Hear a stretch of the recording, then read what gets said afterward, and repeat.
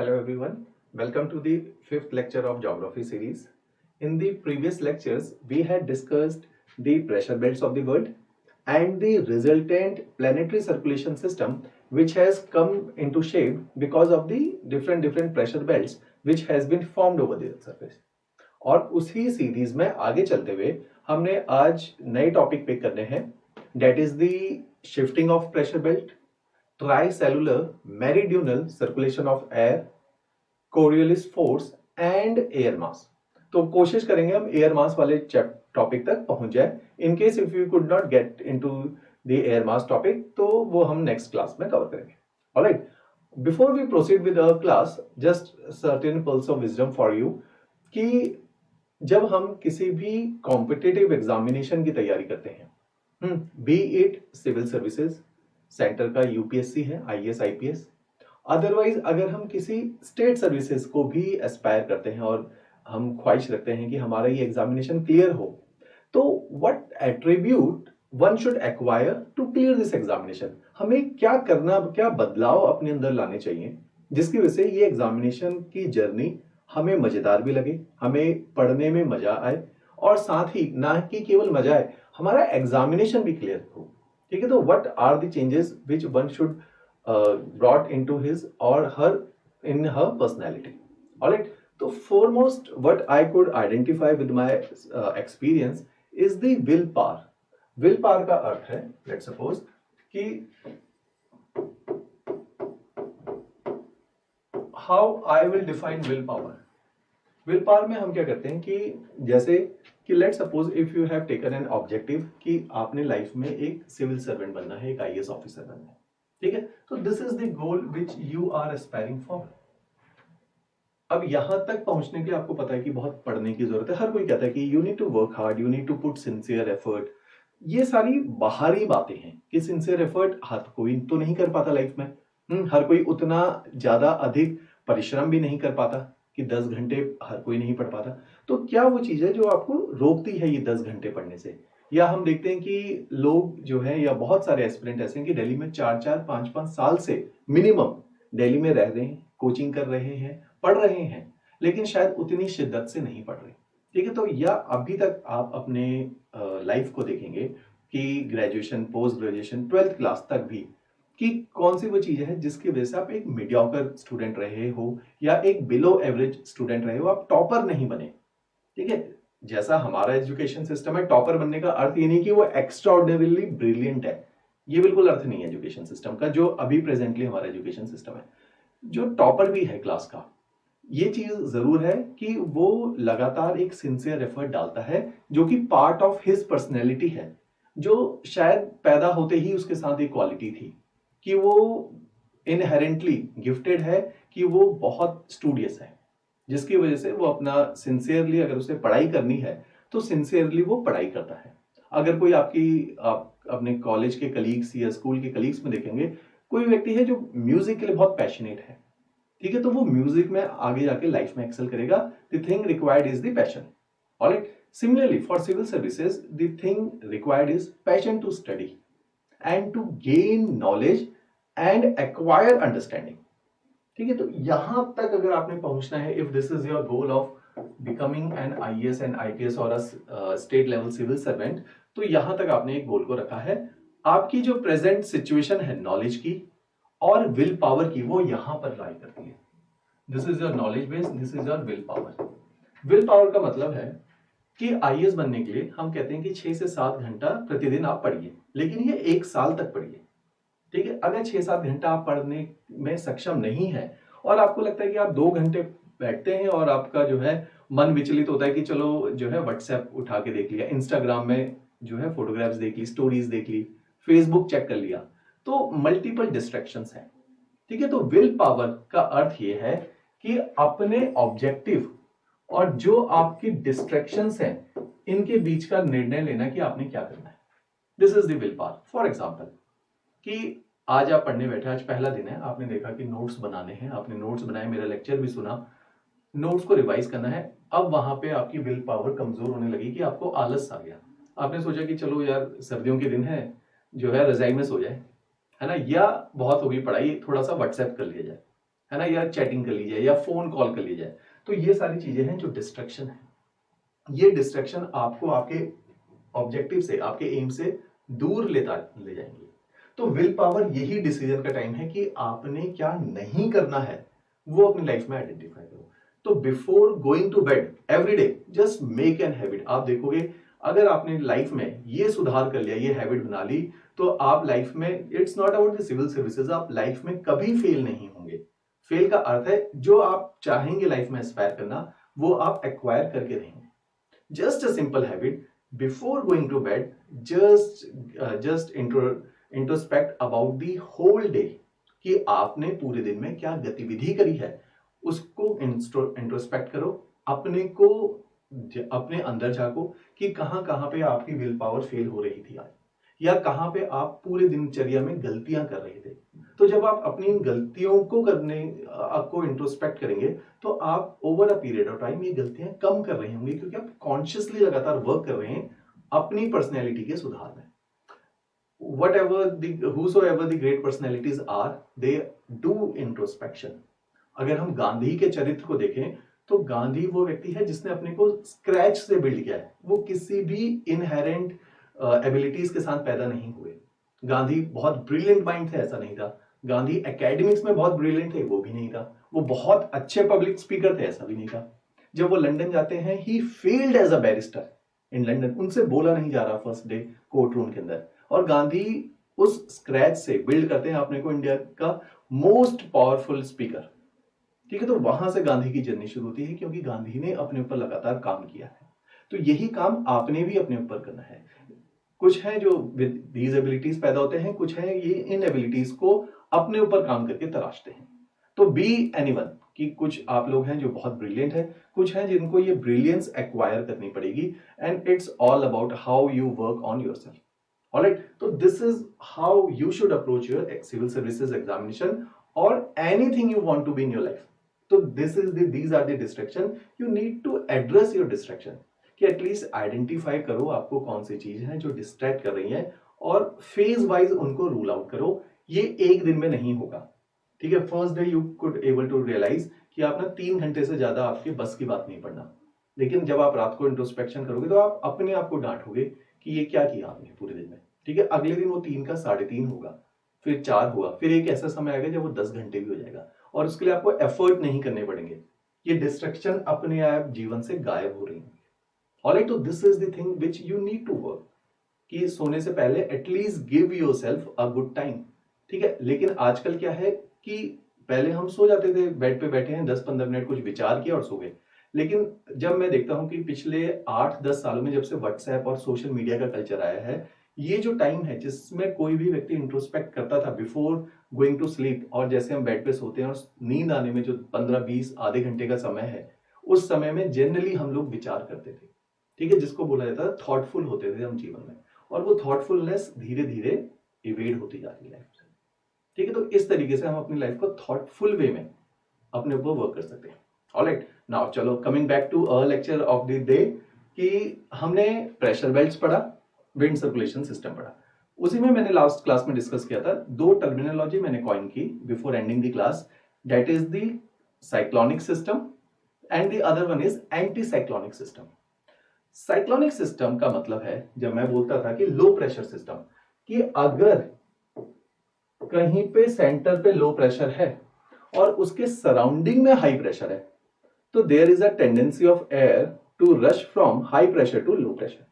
तो इस तरीके से हम साइक्लोनिक सिस्टम को नाम देते हैं कि यदि सराउंडिंग में हाई प्रेशर सिस्टम है और सेंटर पे लो प्रेशर सिस्टम है, तो इस तरीके से air high to low rush करती है।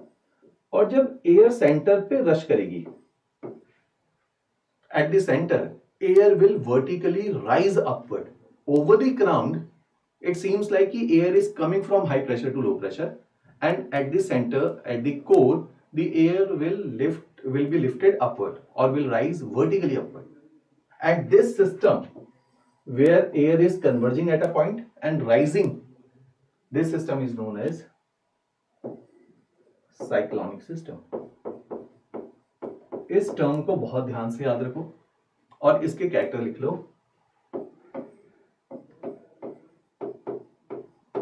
rise of air which is vertical, and at the surface air is moving from high pressure to low pressure, that is cyclonic system are converging in character. They are converging in character. Just make this flow chart. ठीक है, flow chart जितने ज्यादा बनाओगे उतनी ज्यादा concept की understanding आएगी. Geography is not the subject where you need to mug up और cram the things. It is the subject which is very technical in its character. आप इसके फ्लो चार्ट को बनाइए और इस पे चिंतन करेंगे तो you will get to know कि ये सारा सब्जेक्ट बहुत सरलता से आपके अंदर जा रहा है. Alright. On the other hand anti cyclonic, anti is just the opposite of cyclonic. ये बिल्कुल विपरीत है. और एंटी साइक्लोनिक में what we experience is at the center, rather than rising air at the center, air is subsiding downward. So in anticyclonic system we will characterize it as subsiding air at the center. Subsiding air at the center. Just keep on making notes with me. And at the surface air will rush from high pressure of center to low pressure of periphery. Periphery, center, or we could say core. So this is how we will characterize anticyclonic system. ठीक है, तो both these system will act in tandem. Tandem का अर्थ है TANDEM कि एक दूसरे के साथ में ही काम करेंगे. जैसे मैं फर्स्ट लेक्चर से बोलता आ रहा हूं, nature has its own way to balance the things. तो सिमिलरली जब विंड सर्कुलेशन सिस्टम ने ऑपरेट करना है पूरी धरती के ऊपर, ठीक है, तो कहीं से विंड निकलेगी, कहीं तक विंड जाएगी और उठ के वापस आ जाएगी. And these two system will act in tandem. ये एक दूसरे के बिना इनका वजूद नहीं है. This is the whole system. कि from high pressure or anticyclonic system, wind will rushes toward the low pressure of convergence, cyclonic, and it will rise upward, and in this way एक circular motion develop हो जाएगा, जिसको हमने पढ़ा था last class में भी, जिसको हमने 3 सेल के रूप में तोड़ दिया था. हेडले सेल और tropical cell, Ferrel cell and the polar cell. So these are the 3 circulation system which has been formed over the earth's surface, and these planetary circulation system is these 3 cells are responsible for the planetary motion of the air. ठीक है, तो इस तरीके से हम इन दोनों concept को एक दूसरे के साथ वाइंड अप करेंगे कि cyclonic and anti cyclonic circulation system दो प्रकार के सर्कुलेशन सिस्टम है. साइक्लोनिक का मतलब जो हम जनरली टीवी पे देखते हैं, डिस्कवरी में देखते हैं, जो भवंडर होते हैं वो साइक्लोनिक नहीं होता. ठीक है, that is yet another case, that is tornado which we will be picking in the very next class. Geography में साइक्लोन का अर्थ है जहां एयर तेजी से सेंटर पे रश करे, जहां सेंटर पे रश करेगी वहां एयर राइज करे, जहां पे एयर राइज करेगी. अच्छा, one more thing is there, wherever there is a rising air, cloud formation will be there. और जब ये क्लाउड फॉर्मेशन होगी, I will explain you the process of adiabatic cooling which you must be reading in some of your NCERTs or the reference books, but that particular topic I will be touching in the topic in the chapter naming water in the atmosphere. ठीक है, तो उसके अंदर मैं adiabatic cooling के process को, adiabatic heating के process को डील करूंगा. तो before going to dwelling into that topic, हम इसको समझ लेते हैं. साइक्लोनिक में एयर सेंटर पे रशिंग करेगी और ऊपर की तरफ को राइज करेगी. Wherever there is rising air, just keep my words, mark my word, which we have wrote earlier also. Wherever there is a rising air, we could see formation of clouds is there. Wherever there is subsiding air, cloud will never be formed. And we could observe whenever air is subsiding, we could see clear and sunny sky, or we could say cloudlessness is the phenomena. तो एक तरफ जहां पे subside करेंगी air, just write it down, anticyclonic systems are associated with the formation of deserts, Why? Cyclonic systems are associated with rainfall. And in the previous lecture also, we have linked it with the formation of forest. So rainfall and forest will go hand in hand.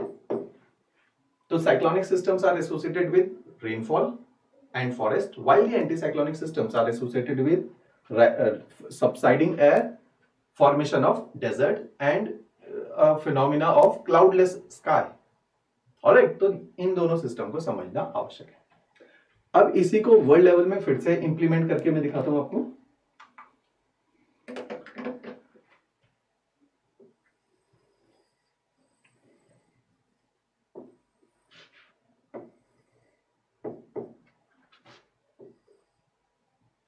If this is equator, air is rising upward. और आप देखो ये सारा system is driven by insolation. कि हम ये क्यों बोल रहे हैं कि इक्वेटर से ही विंड राइज कर रही है. Why not wind rising over the poles? Because maximum of the energy is received at the equator. When an air parcel will receive maximum of its energy over the equator, it will have an inherent tendency to rise upward. Since it has a tendency to rise upward, it will create a zone of low pressure over the surface. Alright, इसीलिए बोला जाता है equator पे surface पे rising air is there, and because of the rising air there is a zone of low pressure. While on the other hand, at the latitude of nearly 30 degree, we could observe that the air which has risen over the equator has lost of its all of its energy, and when it has lost all of its energy, it has started subsiding downward, and it has subsided nearly at the latitude of 30 degree. और जैसे ही air ऊपर से नीचे बैठेगी, and we have observed this is the phenomena of anticyclone, or we could say this is the phenomena where high pressure could be observed over the surface, and simply wind will rush from high pressure to low pressure. And this is a circulation system which has come into picture, and it has been named as Hadley cell, or somewhere it has been written as tropical cell. Just write it down. While on the other hand, again air will tend to rise upward, but this rising air is not because of the insolation received. This rising air is because of various dynamic factors which has been acting over the air parcel. और जैसे ही air इस 60 degree latitude से ऊपर की दिशा में उठेगी, again it will create a zone of low pressure over the surface. और मैंने आपको बताया है जब जब एयर राइज करेगी, that system will be called as cyclonic system. Just keep on pausing this video, keep on making the notes. एक बार आपके रजिस्टर में ये सारी चीजें फ्लो चार्ट बन गए, देन अगेन इस लेक्चर को सुनिए और अपने नोट्स को देखिए, तो you will get a clear picture of all the concept of climatology. Climatology is one of the most difficult part of geography, because it is very very difficult to visualize the motion of the air which is advectional and convectional simultaneously. ठीक है, तो ये understanding आने में समय लगेगा, घबराना नहीं है. ठीक है, जस्ट कीप योर पेशेंस, और एक नहीं तो दो नहीं तो 3 दिन में जरूर समझ आएगा. बस you just need to keep thriving. आपने अपने आप को पुश करना है और इनको सरल समझने का एक प्रयास करना है. ऑलराइट, तो जहां जहां एयर राइज करेगी, I am just for your understanding drawing clouds over there, rainfall and forest. The low pressures are associated with the formation of forest.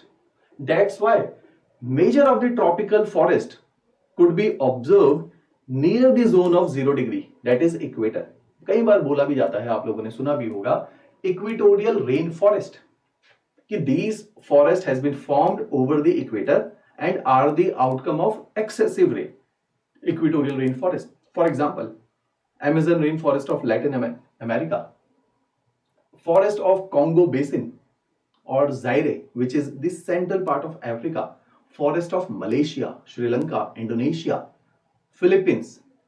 ये सारी बेल्ट है जो इक्वेटर के आसपास सिचुएटेड है।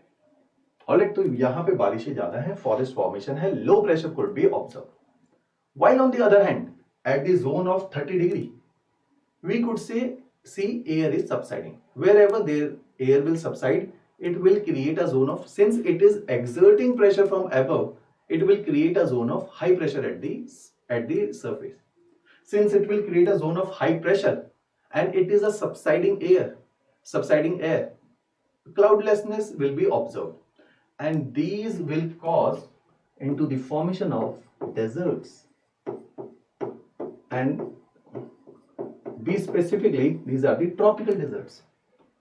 I will name few of them in the next slide. Alright, at the 60 degree latitude, when air will rise upward, it will again create a zone of low pressure. Low pressure are associated with the formation of cloud. Wherever there are clouds, forests are the outcome. Now these forests has been formed over the latitude of 60 degree rather than at the latitude of 0. So they have been named as temperate forest. Here they have been called as tropical forest.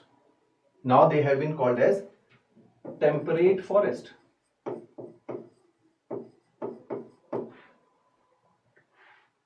Alright. Again now air will deflect in two direction, because मैंने बताया nature has its own way of balancing the thing. If air will rise, it will subside. Again air will rise, it will subside. तो यहाँ पे again a new cell has been formed and air is moving in this direction, and this cell has been called as Ferrel cell. It has been named after a very famous scientist who has contributed in the climatology, particularly with respect to the direction of the winds or the Coriolis effect. Now another branch of this rising air will subside at an latitude of nearly 90 degree, that is the poles. Same phenomena, if the air will subside, it will not allow cloud to form and it will not cause rain. That's why high pressure zone will be created, and it has been now cold desert, devoid of rainfall. Desert is something which is devoid of life.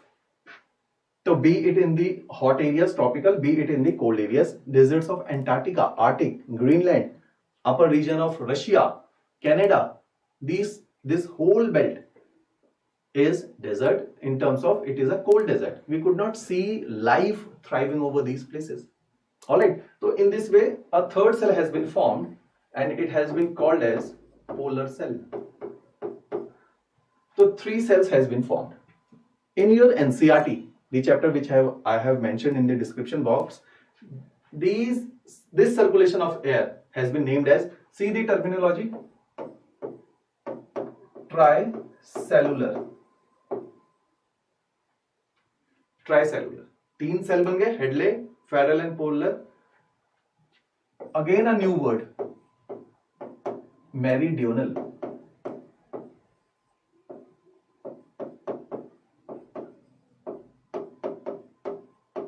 Circulation of air. Just underline it and write it down. Tricellular, meridional. Underline the word meridional. See, अगर इसको मैं globe के ऊपर बनाऊं, if this is globe, तो air equator से rise करके इस तरीके से चल रही बस, कि इक्वेटर से राइज करती है, पोल्स तक जा रही है. हो क्या रहा है, इक्वेटर से राइज कर रही है, zigzag, again subsiding at the poles, again coming back to the equator. तो इस तरीके से एयर का ब्रॉड, अगर इसका मैं एक जनरल डायग्राम बनाऊं ना, विदाउट ड्रॉइंग दीज 2 सेल्स, एक जेनरिक डायग्राम क्या होगा, air is rising over the equator, it is going over the poles, subsiding over the poles and coming back to the equator. तो ये जनरल डायग्राम है equator से poles का. Alright, तो इस फ्लो को, a flow from equator to pole, this flow is known as meridional flow of air. Meridian stands for longitude.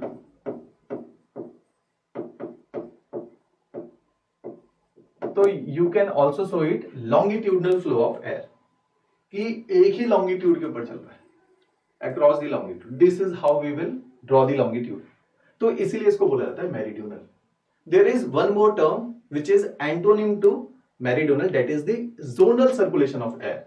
Zonal, zone stands for latitude in geography. Just write down these words, ये आपके geographical vocabulary को enrich करेंगे.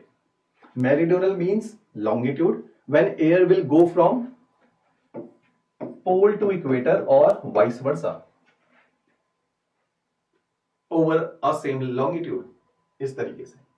While when air will flow in a zone over a same latitude, अगर air east west दिशा में चल रही है तो उसको बोला जाएगा zonal flow of air.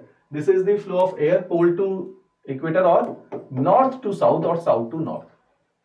North से south, south से north, like this, north south, north south. If air will go east to west, it has been called as latitudinal flow of air और zonal flow of air. ठीक है, तो दो नए शब्द मैं आपको आज कॉइन करके दे रहा हूं.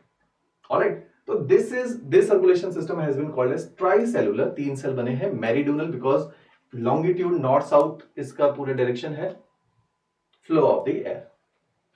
So here we are done with this concept. Now moving further. See, अभी मैंने बोला जब जब एयर सबसाइड करेगी तब तब एयर क्लाउडलेसनेस क्रिएट करेगी और एयर के क्लाउडलेसनेस बनने की वजह से we could observe tropical deserts. तो ट्रॉपिकल डेजर्ट्स मींस तकरीबन 30 degree north and 30 degree south जहां पर भी हाई प्रेशर बेल्ट्स बनेंगी. Just keep on looking to your diagrams. जहां पर भी हाई प्रेशर बेल्ट बनेगी वहां पे डेजर्ट्स बनेंगे. और जब हमने वर्ल्ड के पैटर्न को देखा तो you could able to relate कि भाई डेजर्ट दुनिया में कैसे बन रहे और एक ही जगह के ऊपर बन रहे. Let's take the examples. USA के वेस्टर्न पार्ट जहां कैलिफोर्निया डिस्ट्रिक्ट है यूएसए का, there has been 2 desert have been named there. One is Mojave, MOJAVE, and the pronunciation is Mojave. JA लिखेंगे, मोहेव बोलेंगे, लेकिन मोहेव डेजर्ट. और इसी के साथ एक एडजॉइनिंग डेजर्ट है स्नोरन desert, SONORN. These two deserts will be shared by USA and Mexico. इन दोनों ही कंट्रीज के अंदर ये डेजर्ट शेयर किए जाएंगे. Alright. While in the southern part, we could observe nearly at the Tropic of Capricorn, Atacama Desert. It is the world driest desert. Least rainfall is observed here. World driest desert, Atacama. This country कौन सी है? Chile, Peru, lower part of equator. इन countries के अंदर ये desert है, Atacama desert. यहीं पे इन लाइंस पे ही आगे जाएं, इस पूरे जोन में हाई प्रेशर बेल्ट बन रही है. इस पूरे जोन में हाई प्रेशर बेल्ट बन रही है. यहीं पे आगे जाएं तो वर्ल्ड ग्रेटेस्ट डेजर्ट, बहुत सारे डेजर्ट को सम अप करके बोला जाता है नॉर्थ अफ्रीका में, Sahara desert, which is the world largest hot desert. और इसी के साथ एडजॉइन करते हुए Arabian desert, Saudi Arabia, UAE, Syria, ये सारे जोन में अरेबियन डेजर्ट. ठीक है. साउथ के पार्ट में western part of Australia, which is 3/4 of the Australia's desert, Kalahari and Namib Desert. So these are the desert which has been formed over the Tropic of Cancer or over the Tropic of Capricorn. Alright, that is the zone of high pressure. तो pressure belt ये करके देती है हमें, they will form different type of climate and they will, this particular type of climate will cause different type of vegetation over the earth surface. And this particular type of climate, these particular type of climate and vegetation will have an we could say कि indelible imprints over the human kind or over the human culture. कि हमारे रहन सहन के तरीके बदलने लगेंगे. इन जगहों में रहन सहन का तरीका बदल जाएगा. Culture is our way of life. It will change entirely as per the climate of the region.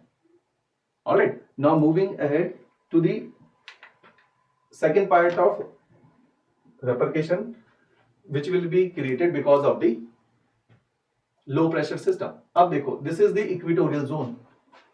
This is the area from where equator passes. This is the equatorial zone. As I have mentioned, equator वो area है जहां air rise करेगी. Wherever there is rising air, a low pressure system is created. Low pressure system means rain. Rain means forest.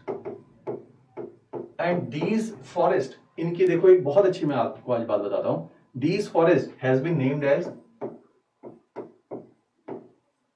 इनका एक complete नाम लिखो, ये नाम अगर आपको याद हो गया उसके बाद आपको इधर का पूरा क्लाइमेट समझ आ जाएगा। ट्रॉपिकल हार्डवुड, यहां की लकड़ी बहुत मजबूत है, फर्नीचर के काम आती है, या पहले के टाइम पे रेलवे सीट्स बनाई जाती थी, आजकल रेलवे ट्रैक्स बनाए जाते हैं। Furniture, railway tracks, hardwood, tropical hardwood, broad leaves, एक बहुत अच्छा नाम, ब्रॉड लीव्स, चौड़े पत्ते, मनी प्लांट इस एरिया का है। जितने अगर हम देखेंगे बनाना, बड़े पत्ते, ठीक है, जितने भी बड़े लीव्स वाले ट्रीज हैं वो सारे ट्रॉपिकल एरियाज के होंगे। Broad leaves, hardwood, forest, rain forest.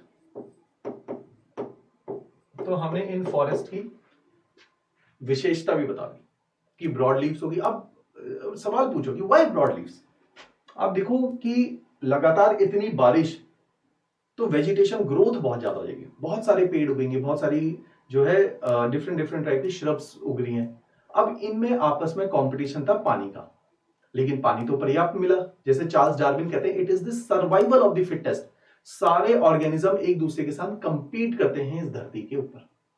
इसी कंपटीशन में वो लगातार अपने पोटेंशियल को बढ़ा रहे हैं। जैसे आप सिविल सर्विसेज में क्या कर रहे हैं, यू पीपल आर कंपीटिंग, तो it is the survival of fittest, which whosoever is the fit for civil services will qualify the examination. तो वो फिटनेस प्रीलिम्स की है, वो मेंस की है, वो इंटरव्यू की है, या किसी भी चीज की, ठीक है। तो सेम ऐसे ही, तो आप कंपीट करें, जो सबसे बेहतर निकलेगा वो क्लियर हो जाएगा। सेम ट्रीज में स्पीशीज क्या करें, कंपीट करें। पानी सबके पास है, अब लड़ाई हो गई कि सनलाइट किसके पास ज्यादा आए, क्योंकि पानी, बरसात हो रही है, पानी ज्यादा है, अब इनकी हाइट बढ़ रही है, and they will keep on increasing their height just to trap maximum of the sunlight. जो पेड़ ऊंचा होगा उसका घेराव ज्यादा होगा, कैनोपी ज्यादा होगी, वो ज्यादा सनलाइट को एब्जॉर्व करेगा, तो नीचे वाला पेड़ जो है वो, उसको सनलाइट का डेफिसिट हो जाएगा, फिर वो भी अपनी हाइट को इंक्रीज करेगा। तो इन दोनों में कंपटीशन होगा और इनकी हाइट लगातार बढ़ती जाएगी। इसलिए ट्रॉपिकल रेन फॉरेस्ट के जो ट्रीज हैं, just search on the internet, see the height of the trees, see their massive trunks. 60 metre तक हाइट चली जाती है ट्रीज की, 60 metre, up to 18 floor building. 60 metre is nearly 18 to 20 floor building, इतनी height होती है trees की, क्योंकि ये कंपटीशन में अपनी हाइट को बढ़ाते हैं just to trap maximum of the sunlight. अब सबने हाइट बढ़ा ली, अब क्या किया जाए, what they will do is they will increase the size of their leaves to trap maximum of the sunlight. Now they have been called as broad leaves trees. तो ये broad leaves इसीलिए बनी just to trap maximum of the sunlight. Just write it down, to trap maximum of the sunlight. और इनकी height ज्यादा क्यों है, क्योंकि इनका कंपटीशन था आपस में एक दूसरे से। तो this is how trees have been evolved over a period of time. Alright, तो अब देखो ये बहुत घने फॉरेस्ट है, इन फॉरेस्ट के जमीन के ऊपर देयर इज परपेचुअल डार्कनेस। अब देखो वेजिटेशन समझ आ गया। अब इससे देखो इनके रहने वाले यहाँ पे एनिमल्स के क्या, किस प्रकार का एनिमल होगा। जितने भी रेन फॉरेस्ट है वहां पे बड़े बड़े जानवर कभी नहीं होंगे, क्योंकि forest are so dense, animals mobile नहीं रह सकते, मूव करने में बहुत कठिनाई होगी, बड़ा जानवर मूव नहीं कर पाते हैं, तो बड़े जानवर यहाँ पे नहीं होते। तो यहाँ पे perpetual darkness at this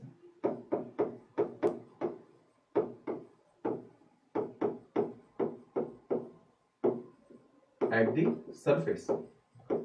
surface बहुत डार्क है। अब सरफेस क्योंकि बहुत डार्क है तो कभी भी यहां पे ग्रासेस नहीं होती, devoid of grasses. These forest are devoid of grasses, क्योंकि ग्रास को ना तो सनलाइट मिलेगी ना पानी मिलेगा। यहां इतना ही ज्यादा मॉइस्चर है एयर में कि बेल जो होती हैं, जैसे मनी प्लांट, ये बेल हैं सारी, इस टाइप की बेल बहुत पैदा होंगी, क्योंकि they can absorb moisture from the air, उनको रूट्स की भी जरूरत नहीं है, ठीक है। क्लाइंबर्स जिनको बोला जाता है, क्लाइंबर्स बहुत ज्यादा होंगे यहाँ पे, ऑलराइट। तो इस क्रीपर्स, क्लाइंबर्स, इस प्रकार के ट्रीज है या वेजिटेशन है। अब इनका देखो एनिमल लाइफ पे क्या इंपैक्ट आता है। देखो वेजिटेशन से ही ह्यूमन लाइफ इंपैक्टेड होगी, वेजिटेशन से ही एनिमल लाइफ इंपैक्टेड होगी। Since these forest are very very dense, तो बड़ा जानवर यहां नहीं रहेगा। यहां पे रेप्टाइल्स बहुत होंगे क्योंकि वही सर्वाइव कर सकते हैं। मोर ओवर यहां पे होंगे मंकीज जो पेड़ों पे जिंदा रह सकते हैं। एबोरियल, इन फॉरेस्ट को बोला जाता है एबोरियल, ऐसे जानवर जो पेड़ों पे जीवित रह सकते हैं, एबोरियल। बर्ड्स बहुत ज्यादा होंगी क्योंकि जमीन पे रहने की जरूरत नहीं, बर्ड्स बहुत होंगी। लैटिन अमेरिका देख लो, Brazil, Amazon forest flooded with the reptiles, insect and birds. Amazon forest के साथ सेंट्रल अफ्रीकन फॉरेस्ट, तीनों चीजें, reptile, insect and birds. Asian, see the countries, Indonesia, Malaysia, reptile, snakes will be there. Alright, birds, different variety of birds will be there. Butterflies will be there. तो इस प्रकार के organism evolve होंगे क्योंकि vegetation ऐसी थी, climate ऐसा था। सी क्लाइमेट, वेजिटेशन और वहां के organism, rest of the organism, that is the fauna of a place. अब ह्यूमन लाइफ पे इंपैक्ट देखो, अगर यहां पे कोई आदमी रहे तो भाई इतने अबंडेंट फॉरेस्ट और वहां पे फ्री का fruit, tropical fruits are very famous, pineapple, mango, banana, इतने सारे ट्रॉपिकल फ्रूट्स हैं, उनको खेती करने की जरूरत ही नहीं है क्योंकि वो खेती नहीं करेंगे और पूरी जिंदगी वो ऐसे ही रहेंगे। इसीलिए ट्रॉपिकल फॉरेस्ट, एक आप देखो आज बहुत अच्छा कनेक्शन आप लाइफ में समझ पाओगे। ट्रॉपिकल फॉरेस्ट में आपके ट्राइब्स रहेंगे, T for tropical forest, T for tribes. जितना वर्ल्ड का ट्राइबल कल्चर है, it is associated with the tropical forest. Alright, तो tropical forest are associated with the tribes. तो ट्राइबल वे ऑफ लाइफ, चाहे Amazon के forest है, चाहे central Africa के फॉरेस्ट है, चाहे एशिया के फॉरेस्ट है।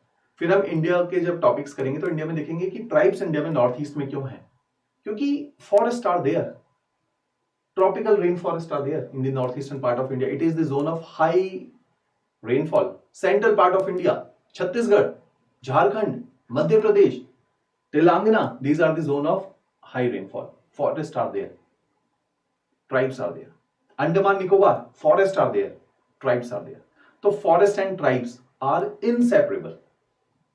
ठीक है, तो आप देखो कि क्लाइमेट का कैसे ह्यूमन काइंड के रहन सहन पे इंपैक्ट आया कि they do not need to do any kind of agriculture since they are living in the forest who are themselves giving them abundant of food. All right, now looking at the another diagram of the world, another set of forest जो कि temperate area में है और यहां पर भी a zone of low pressure has been created. It is the latitude of nearly 60 degree low pressure zone. Rain. Now this rain has caused temperate forest, not tropical. Temperate. Sometimes they have been called as taiga forest. Russian भाषा में taiga forest. Nature क्या है? Soft wood, पतली लकड़ी है, soft wood. Soft wood forest good for paper and pulp, और यहां पे बहुत ज्यादा वर्ल्ड का पेपर बनेगा। एरियाज कौन से हैं? Upper part of Canada, New York city से ऊपर वाला part, Scandinavian countries, Norway, Denmark, Finland, Sweden, Siberia, taiga forest. ठीक है, तो this is again different kind of forest are there. They are the outcome of low pressure belt which has been formed over the latitude of 60 degree. तो इस तरीके से हमने geography की understanding को समझना है। ठीक है, इसीलिए मैं कहता हूं geography is not about gathering information.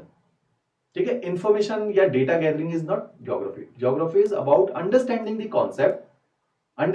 Concept of climate और कैसे वहां से आप डिराइव करोगे nature of the fauna and the human culture. Alright, तो इन सारी चीजों में कनेक्शन स्टैब्लिश करने की बहुत ज्यादा जरूरत है। Now there is one more concept which I would like to discuss here is the shifting of pressure belt.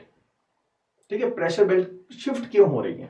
ठीक है, before moving to this diagram which has been picked from a very famous book for geography, that is the G.C. Leong. एक Malaysian geographer है 70s के, उन्होंने किताब लिखी थी जो हम ज्योग्राफी के लिए पढ़ते भी हैं, लेकिन बहुत ज्यादा मैं रिकमेंड नहीं कर देता। Once you are done with my lectures, just adhere with these lectures. आप इनसे कॉन्सेप्ट को समझिए और अपनी एनसीईआरटी को पढ़िए, मोर देन सफिशिएंट है। ठीक है, प्रेशर बेल्ट की शिफ्टिंग का अर्थ समझिए पहले। अभी तक प्रेशर बेल्ट का जो कॉन्सेप्ट था, जहां पे हम ये मान के चल रहे थे कि 0 डिग्री पे लो प्रेशर होगा, ये इसलिए मान के चल रहे हैं, सी दिस कॉन्सेप्ट, इस कॉन्सेप्ट को बहुत ध्यान से सुनना तो आपको प्रेशर बेल्ट समझ आएगा। प्रेशर बेल्ट की शिफ्टिंग अगर समझ आ गई, आपको इंडियन मॉनसून समझ आएगा। Until and unless you could not able to digest the concept of shifting of pressure belt, you won't able to understand the concept of Indian monsoon, because it is totally depending over the concept of shifting of pressure belt. Alright, तो 0 degree पे low pressure बना, इसके पीछे कारण लिखो, because of the intense heating.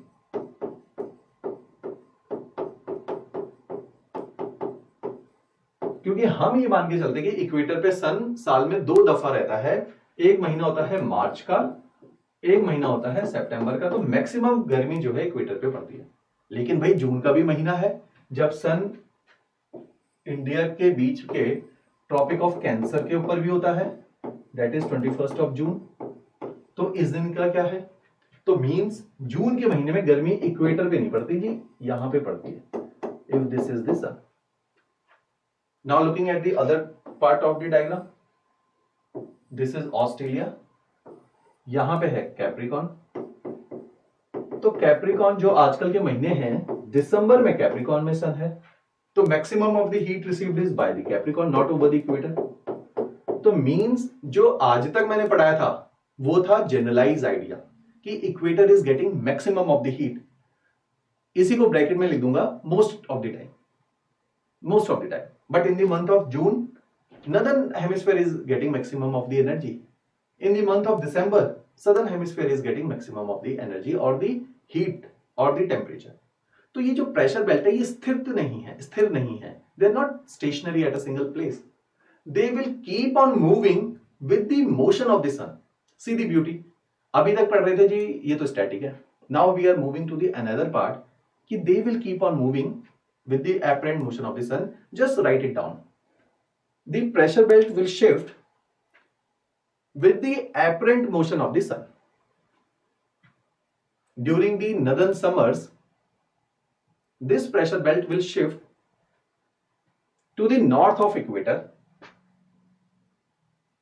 while in the months of December or the northern winters, it will move south of the equator. इसी के अनुसार जब मैं प्रेशर बेल्ट आपको समझाता, मैंने बोला जी 5 डिग्री नॉर्थ और 5 डिग्री साउथ की एक रेंज होती है जिसमें equatorial low pressure belt move करती है। ऑलराइट, ऐसे ही मैंने एक जोन लिखा, एक रेंज लिखी 30 to 35 degree. Different figures has been, data has been picked, लेकिन हम एक जनरलाइज लेंगे 30 से 35 डिग्री में नॉर्थ में। तो ये शिफ्ट होती रहती है, गर्मी में ऊपर की तरफ चली जाएगी क्योंकि sun will move in the northern hemisphere. तो in the summers, which is summers according to the north, sun is in the northern hemisphere. In the winters sun will move in the southern hemisphere. See the month June, see the month December, winters, southern hemisphere. तो same pressure belt भी shift हो जाएगी with the apparent motion of the sun. So now coming back to the diagram which I was showing you earlier, ये जो orange वाली है, this is the equatorial low pressure belt.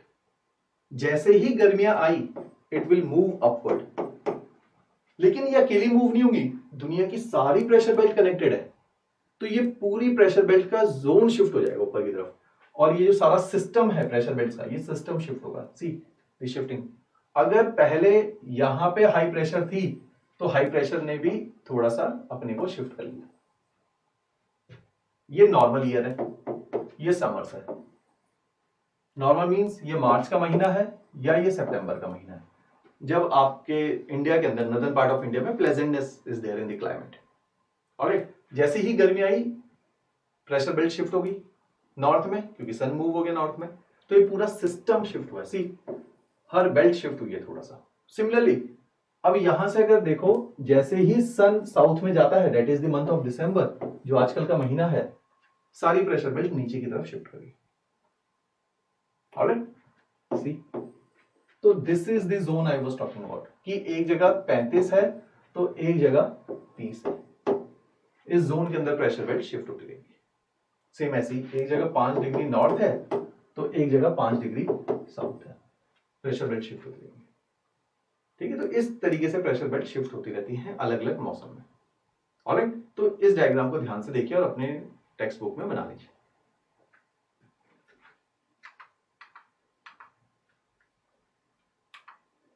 चलो let's call of the class today. आज इतना ही करते हैं।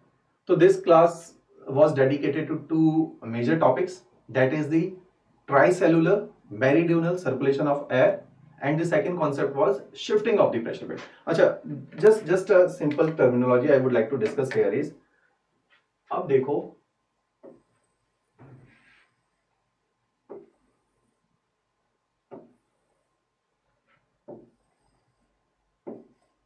this is the zone of equator, that is the 0 degree.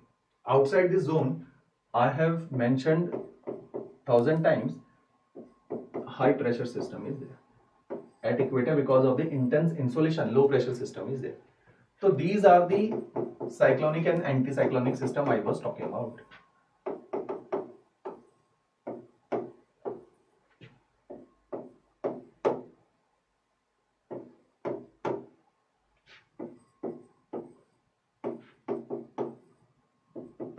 Just make this diagram. ये आपके साइक्लोनिक और एंटी साइक्लोनिक सिस्टम के understanding को बहुत अच्छा करेगा।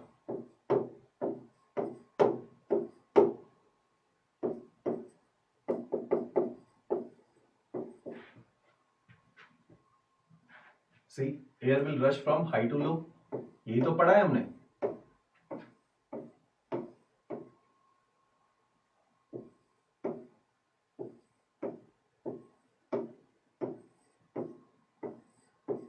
High to low. So this is cyclonic, anticyclonic, cyclonic, anticyclonic. Nature has its own way of balancing the thing. तो दोनों एक साथ टेंडम में काम कर रहे हैं। Alright, अब देखो, this has been named as trade winds. तो ये शब्द भी हमने पढ़ा हुआ है, ट्रेड विंड्स। वेस्टर्लीज, क्योंकि विंड्स वेस्ट टू ईस्ट चल रही हैं, westerlies west to east. Trade winds की डायरेक्शन देखो, नॉर्थ ईस्ट से आ रही हैं, तो north east trade winds. See their direction, see their direction, they have been coming from south east. This is east, this is south, south east, तो they have been called as southeast trade winds, northeast trade winds, southeast trade winds. Winds are coming from poles, so polar easterlies, their direction is east to west. See their direction east to west, polar easterlies, westerlies west to east. तो इस तरीके से इनका nomenclature है।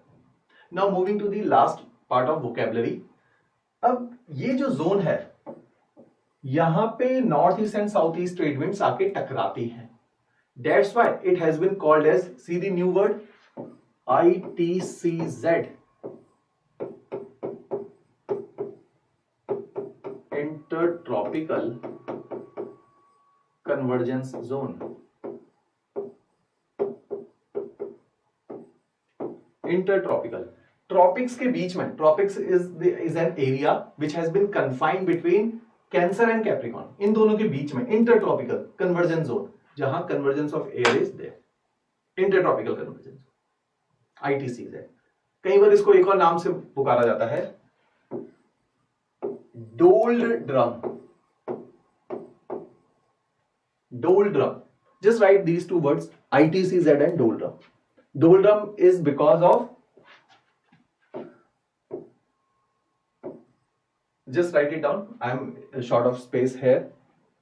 Doldrum means calm and feeble winds, FEEBLE, कमजोर, calm and feeble, CALM. This is the zone of calm air, कोई हवा नहीं चलती यहाँ पे, calm and, ऐसा प्रतीत होता है दोनों हवाएं आके टकराएंगी, टकराती नहीं है, ऐसे मुड़ जाएंगी, और ये जो जोन है जो मैंने शेड किया है, this is the zone of doldrum which where there is no motion of air, zone of calm and feeble, बहुत कमजोर हवाएं हैं यहां, ज्यादा तेज हवाएं नहीं चलती इक्वेटर में, काम एंड फीबल विंड्स, तो that's why it has been called as doldrum.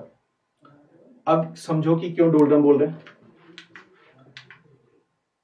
Where ever the equator पे rising air is known as,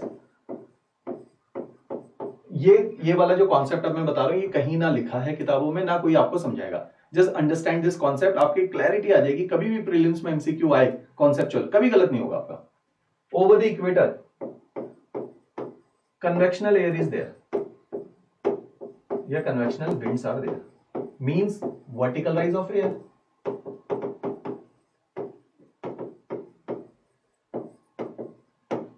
over the equator means over the 0 degree.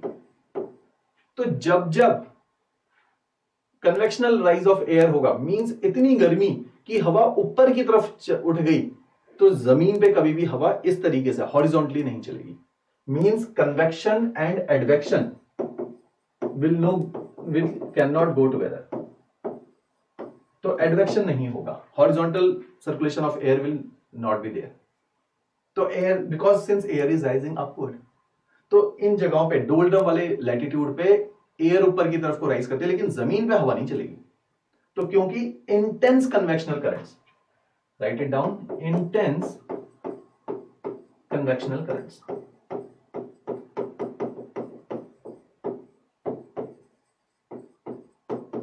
सी ये किसी को ये कॉन्सेप्ट 1 मिनट में भी आ जाएगा, किसी को 1 दिन में भी आएगा, किसी को 1 सप्ताह में भी आएगा, just keep your patience, alright, just write it down. Over the doldrum और ITCZ, do not right equator, equator का मतलब होता है, I am talking in terms of geography, equator is constant eight 0 degree, this is equator 0 degree, it is just write down, equator means it is geographical equator, geography के दृष्टिकोण में ये centre of the earth है, तो geographical equator. But when I say the word ITCZ, it is a dynamic concept, it is the concept pertaining to the air circulation system and pressure belt.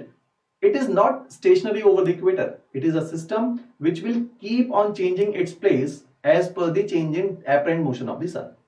So somewhere you will identify this is ITCZ in summers. Sometimes ITCZ will overlap with the equator. Sometimes it will move in the south during the months of winters. ये जो summer और winter लिखा हुआ है north के perspective में है दोनों का, अदरवाइज समर और विंटर सीजन डिफरेंट है, क्योंकि majority of the continents are located in the northern part, तो हम नॉर्थ समर को जनरली समर बोलते थे। तो जून के महीने में, let's be absolute here, this is दिसंबर, जून में ITCZ ऊपर, दिसंबर में नीचे, मोस्ट ऑफ द टाइम मार्च और अप्रैल में, मार्च और सितंबर में इक्वेटर पे। तो ITCZ will keep on moving with the apparent motion of the sun. तो ये concept which I was supposed to make you write is over the ITCZ or doldrum. Just write it down. Over the ITCZ or doldrum, there is no advectional motion of air. There is no advectional motion of air. Just write it in the bracket. Calm and feeble winds are there. Calm and feeble winds are there. Bracket close. Because of the intense rising convectional currents, because of the intense rising convectional currents in response to the heat received by the sun, in response to the heat received by the sun, full stop. This ITCZ or doldrum, this ITCZ and doldrum will keep on moving with respect to the sun, will keep on moving with respect to the sun। और फिर ये diagram बना दो, ये सारी कहानी खुद ही आपको समझ आ जाएगी, full stop. Just make a note, जब जब दुनिया में कन्वेक्शनल करंट चलेंगे तब तब दुनिया में कभी भी एडवेक्शनल मोशन नहीं होगा। Similar phenomena you will observe over the latitude of 30 degree. अब यहां पर भी तो कन्वेक्शनल करंट है, लेकिन दिशा ऊपर से नीचे है, convectional motion is defined as the vertical motion of air over the equator. Wind are rising upward, but over the 30 degree latitude wind are subsiding downward. तो यहां पर भी तो कन्वेक्शनल है, दिशा नीचे है. तो इन लैटिट्यूड पे 30 डिग्री लैटिट्यूड पे where we are observing high pressure system, यहां पर भी motion of air is not there.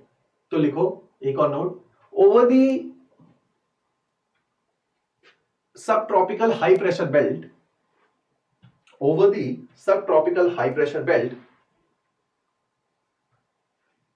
because of the intense subsiding convectional currents, because of the intense subsiding convectional currents, just write it down in the bracket, because of the dynamic factors, intense subsiding convectional currents because of the dynamic factor. Dynamic means इसके पीछे temperature कारण नहीं है. Because of the dynamic factors, bracket close, there are calm and feeble winds over the surface. There are calm and feeble winds over the surface. That is weak advectional flow of air. WEAK, कमजोर, weak advectional flow of air. Full stop. That's why the latitude of 30 degree north and south, that's why the latitudes of 30 degree north and south are sometimes referred as, see the word, इसकी कहानी मैं next lecture में बताऊंगा, horse latitudes.